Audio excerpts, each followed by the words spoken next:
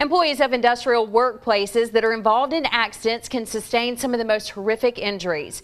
David Greene from Greene and Phillips is here to talk about what steps you should take if you or your family member is involved in an industrial accident. David, thanks for joining us this morning. You have a lot of good information that everyone needs to know. So what actually constitutes an industrial accident? Well, industrial accidents happen all the time, and as a matter of fact, in our area we have so many plants that folks are involved in accidents all the time. So an industrial accident would be an injury or an accident that occurs inside the plant. Now, if they are involved in one of these accidents, what should they do? Well, number one, report it. Make sure you report it to your immediate supervisor. Make sure a first report of injury is filed, because you're going to possibly have two different claims. One would be a workers' compensation claim, and secondly, you would have a possible third party or a product liability claim.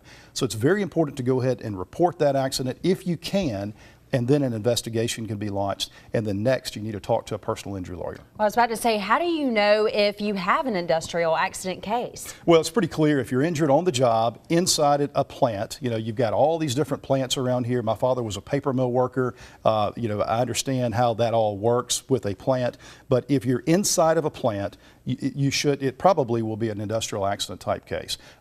Even if you don't understand what it is, if you're injured, call a lawyer, ask the questions, and then they can walk you through it. Now, should you look for a specific attorney? Always. You always want to talk to the lawyer first that just handles personal injury cases. Lawyers can handle any type of case, but what we recommend is folks to talk to a lawyer. Make sure you're comfortable with your lawyer. Ask him questions. Have you handled an industrial case? Have you handled an industrial case like mine? Right. And a lot of employees might be scared that there could be repercussions for filing one of these cases. Boy, that's always a question. Folks are always worried about losing their job, and we understand that.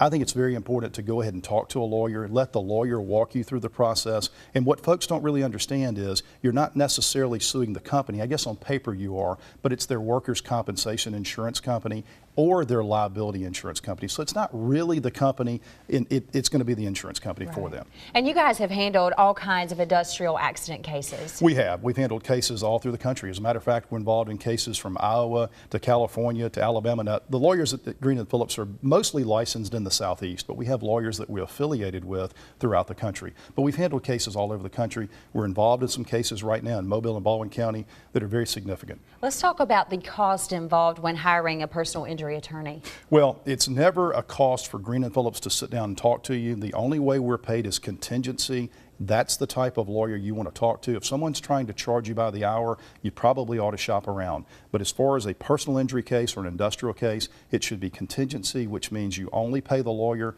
if they receive money for you. And I have to brag on you for a minute. You guys have so many attorneys on your staff that can handle calls coming in, people wanting to meet.